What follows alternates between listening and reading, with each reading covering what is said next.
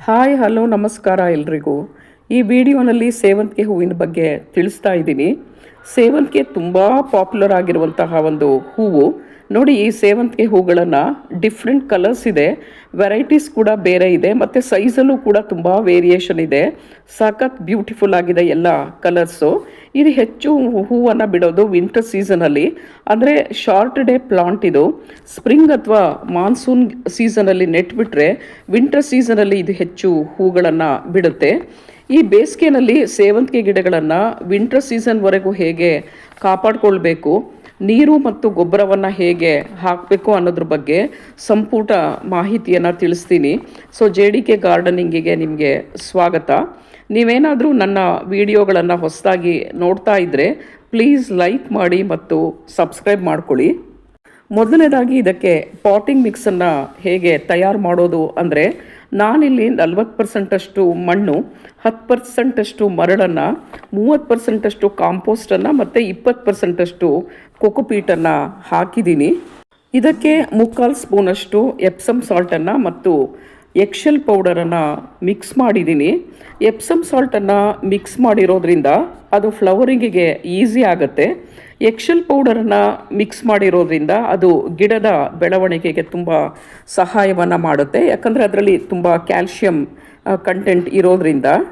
ಇವೆಲ್ಲವನ್ನೂ ಕೂಡ ಮಿಕ್ಸ್ ಮಾಡಿ ಗಿಡವನ್ನು ಹಾಕಿರೋದ್ರಿಂದ ನೋಡಿ, ಹೂಗಳು ತುಂಬ ಬಿಟ್ಟಿದೆ ಮತ್ತು ತುಂಬ ಬ್ಯೂಟಿಫುಲ್ ಆಗಿಯೂ ಕೂಡ ಕಾಣಿಸ್ತಾ ಇದೆ.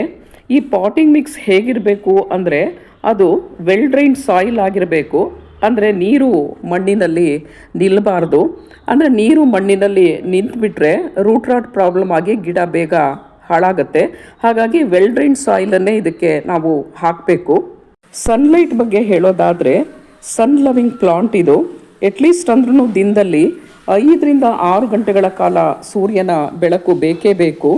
ಬೆಳಿಗ್ಗೆ ಮತ್ತು ಸಂಜೆ ಬಿಸಿಲು ಗಿಡದ ಮೇಲೆ ಬಿದ್ದಷ್ಟು ಹೂಗಳು ಗಿಡದಲ್ಲಿ ತುಂಬ ಚೆನ್ನಾಗಿ ಬಿಡುತ್ತೆ. ಈ ಸೇವಂತಿಗೆನ ಬೆಳೆಸೋದಕ್ಕೆ ಸುಮಾರು 12 ಇಂಚಿನ ಪಾಟನ್ನು ತೆಗೆದುಕೊಳ್ಬೇಕು. ಇದನ್ನು ಗ್ರೋ ಬ್ಯಾಗ್ನಲ್ಲೂ ಬೆಳಿಬಹುದು ಅಥವಾ ಪ್ಲಾಸ್ಟಿಕ್ ಪಾಟ್ನಲ್ಲೂ ಕೂಡ ಬೆಳೆಸಬಹುದು. ನಾನಿಲ್ಲಿ ಮಣ್ಣಿನ ಪಾಟ್ಗೆ ಗಿಡವನ್ನು ಹಾಕಿದ್ದೀನಿ. ತುಂಬ ಚೆನ್ನಾಗಿ ಗಿಡಗಳು ಬರ್ತಾ ಇದೆ. ಸೇವಂತಿಗೆ ಗಿಡ ಹೆವಿ ಫೀಡರ್ಸ್, ಅಂದರೆ ನಾವು ಹೆಚ್ಚು ಗೊಬ್ಬರ ಹಾಕಿದ್ರೆ ಗಿಡ ಹೆಚ್ಚು ಹೂವನ್ನು ಬಿಡುತ್ತೆ. ಅದಕ್ಕೆ ನಾನು 3ರಿಂದ 4 ದಿನಕ್ಕೊಮ್ಮೆ ಅಕ್ಕಿ ತೊಳೆದಂತಹ ನೀರನ್ನು ಹಾಕ್ತೀನಿ, ಅಥವಾ ಈರುಳ್ಳಿ ಮತ್ತು ಬಾಳೆಹಣ್ಣಿನ ಸಿಪ್ಪೆಯನ್ನು ಲಿಕ್ವಿಡ್ ಫರ್ಟಿಲೈಸರ್ ರೂಪದಲ್ಲೂ ಕೂಡ ಗಿಡಕ್ಕೆ ಹಾಕ್ತೀನಿ. ಇದಲ್ಲದೇ ಕಿಚನ್ ವೇಸ್ಟ್ ಕಾಂಪೋಸ್ಟನ್ನು ಅಥವಾ ಸಗಣಿ ಗೊಬ್ಬರವನ್ನು 10 ದಿನಕ್ಕೊಮ್ಮೆ ಗಿಡಕ್ಕೆ ಹಾಕಿಬಿಟ್ರೆ ಚೆನ್ನಾಗಿ ಗಿಡದ ಬೆಳವಣಿಗೆ ಆಗುತ್ತೆ ಮತ್ತು ಹೂಗಳು ಕೂಡ ತುಂಬ ಚೆನ್ನಾಗಿ ಬಿಡುತ್ತೆ. ಈ ಗೊಬ್ಬರಗಳನ್ನು ನಾವು ಹಾಕೋದಕ್ಕಿಂತ ಮುಂಚೆ ಮಣ್ಣನ್ನು ಸ್ವಲ್ಪ ಕೆದಕಬೇಕು. ಅಂದರೆ ಮಣ್ಣನ್ನು ಸ್ವಲ್ಪ ಸಡಿಲ ಮಾಡಿ ಗೊಬ್ಬರವನ್ನು ಹಾಕಿಬಿಟ್ರೆ ಅದು ನೇರವಾಗಿ, ಅಂದರೆ ಬೇರನ್ನು, ಅಂದರೆ ಗೊಬ್ಬರ ಮತ್ತು ನೀರು ನೇರವಾಗಿ ಬೇರನ್ನು ತಲುಪೋದಕ್ಕೆ ಸಾಧ್ಯ ಆಗೋದ್ರಿಂದ ಗಿಡದ ಬೆಳವಣಿಗೆಯೂ ಕೂಡ ತುಂಬ ಚೆನ್ನಾಗಿ ಇರುತ್ತೆ. ಈ ಮಣ್ಣಿನಲ್ಲಿ ಕಳೆಗಳನ್ನು ಕೀಳ್ತಾ ಇರಬೇಕು. ಗಿಡದಲ್ಲಿ ಒಣಗಿದಂತಹ ಎಲೆಗಳು ಅಥವಾ ಕೊಂಬೆಗಳು ಇದ್ದರೆ ಅದನ್ನು ಕೂಡ ಕಟ್ ಮಾಡಬೇಕು. ಸೇವಂತಿಗೆ ಗಿಡದ ಪ್ರೊಪಗೇಷನ್ ಹೇಗೆ ಮಾಡ್ಕೊಳ್ಳೋದು ಅಂತ ಅಂದರೆ, ನೋಡಿ, ಮದರ್ ಪ್ಲಾಂಟ್ ಹತ್ರ ಸಣ್ಣ ಸಣ್ಣ ಸಸಿಗಳು ಹುಟ್ಕೊಂಡಿರ್ತವೆ. ಅದನ್ನು ಕಿತ್ತುಬಿಟ್ಟು ಬೇರೆ ಪಾಟ್ಗೆ ಹಾಕಬಹುದು, ಅಥವಾ ಇದರ ಕಟ್ಟಿಂಗ್ನಿಂದನೂ ಕೂಡ ಗಿಡವನ್ನು ಬೆಳೆಸಬಹುದು. ಆದರೆ ಕಟ್ಟಿಂಗ್ನಿಂದ ಬೆಳೆಸೋದು ತುಂಬ ಡಿಲೇ ಆಗೋದ್ರಿಂದ ಗಿಡದ ಸಸಿಗಳಲ್ಲಿ ಬೇರುಗಳು ಇದ್ದರೆ ಅದು ಬೇಗ ಅದು ಬೆಳೆಯೋದಕ್ಕೆ ಸಾಧ್ಯ ಆಗುತ್ತೆ. ಹಾಗಾಗಿ ಈ ಸಸಿಗಳ ಮೂಲಕನೇ ನಾವು ಹೆಚ್ಚು ಗಿಡಗಳನ್ನು ಬೆಳೆಸ್ಕೊಳ್ಬಹುದು. ಈ ಗಿಡಕ್ಕೆ ಸ್ವಲ್ಪ ಇನ್ಸೆಕ್ಟ್ಸ್ ಜಾಸ್ತಿ ಬರ್ತವೆ, ಅಂದರೆ ಎಸ್ಪೆಷಲಿ ಅಫಿಡ್ಸ್ ಇದನ್ನು ಗಿಡಗಳನ್ನು ಅಟ್ಯಾಕ್ ಮಾಡುತ್ತೆ. ಅಂದರೆ ಕರಿಹೇನು ಹುಳ ಜಾಸ್ತಿ. ಆಗ ಗಿಡಕ್ಕೆ ಸ್ವಲ್ಪ ನೀಮ್ ಆಯಿಲನ್ನು, ಬೇಕಿಂಗ್ ಸೋಡಾ ಮತ್ತು ಸೋಪ್ ಪೌಡರ್ನ 1 ಲೀಟರ್ ನೀರಿನಲ್ಲಿ ಬೆರೆಸ್ಬಿಟ್ಟು 10 ದಿನಕ್ಕೊಮ್ಮೆ ಗಿಡದ ಮೇಲೆ ಸ್ಪ್ರೇ ಮಾಡಿದ್ರೆ ಸ್ವಲ್ಪ ಮಟ್ಟಿಗೆ ಈ ಇನ್ಸೆಕ್ಟ್ಸನ್ನು ನಾವು ಅವಾಯ್ಡ್ ಮಾಡಬಹುದು. ಗಿಡ ಸುಮಾರು 6ರಿಂದ 7 ಇಂಚು ಉದ್ದವಾಗಿ ಬೆಳೆದಾಗ ಅದರ ತುದಿಯನ್ನು ಪಿಂಚ್ ಮಾಡಬೇಕು. ಆಗ ಗಿಡ ತುಂಬ ಬುಷಿಯಾಗಿ ಬರೋದ್ರಿಂದ ಹೂಗಳು ಕೂಡ ಗಿಡದಲ್ಲಿ ಹೆಚ್ಚು ಬರುತ್ತೆ.